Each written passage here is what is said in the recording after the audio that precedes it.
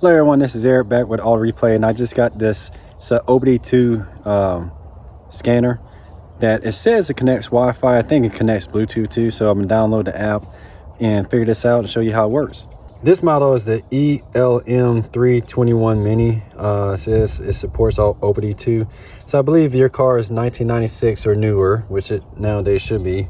When we started messing with cars back in the day, you know, OBD2 was kind of coming out, you know what I mean? So we had, you know, some 1994 cars, 95, 96, but definitely by 1996, that would be a OBD2 car. So anything nowadays would be, you know, OBD2. And the good thing about it is if you have a check engine light, you plug this in and it'll tell you.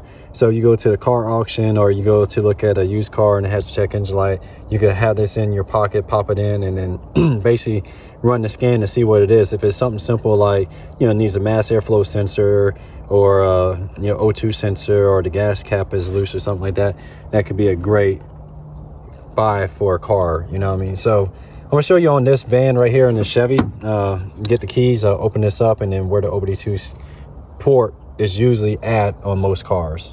On a lot of cars, the OBD2 port is usually right around, I think mine is usually right here.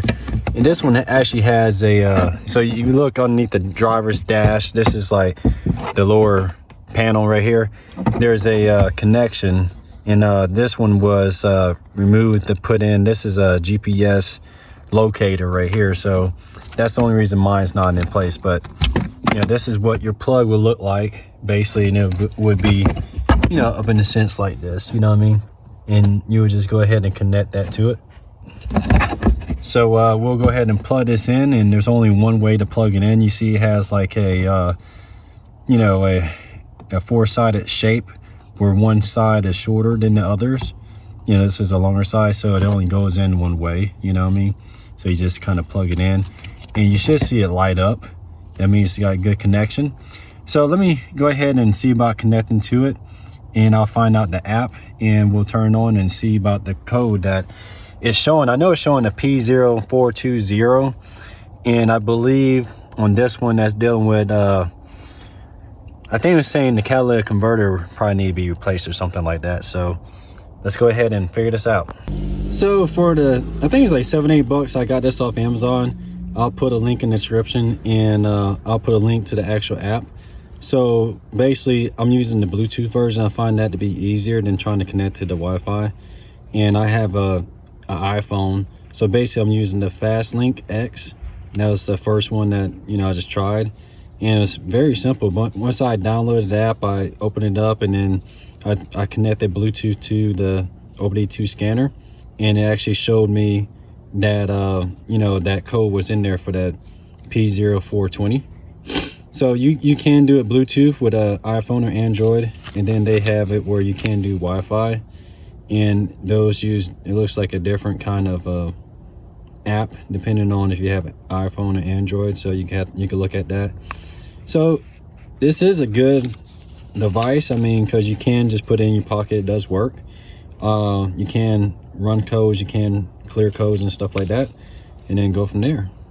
So I appreciate y'all checking out another short video. You know, I wanted to basically do a review on this cheap model Bluetooth scanner.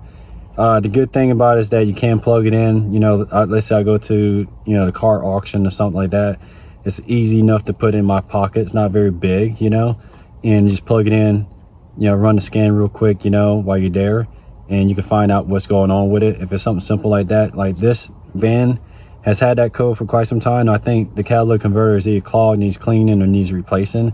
And it's nothing that is going to stop the performance of the engine transmission, you know what I mean? That's a simple fix. Get a new catalytic converter, pay $400 or $500, you know, get it done, swap it out, move on to the next thing, you know what I mean? And that's something good to look at if you're buying a used car. And I'll probably do a series, maybe go look at one, you know, because there's things like if you're looking at a northern car, does it have a lot of rust, you know what I mean, underneath it, you know, as long as it's got a good engine transmission, the AC work, the heat works, you know, power windows roll up and down, all the lights work, all, you know, you try all the buttons out and all that stuff, and then we'll kind of go from there.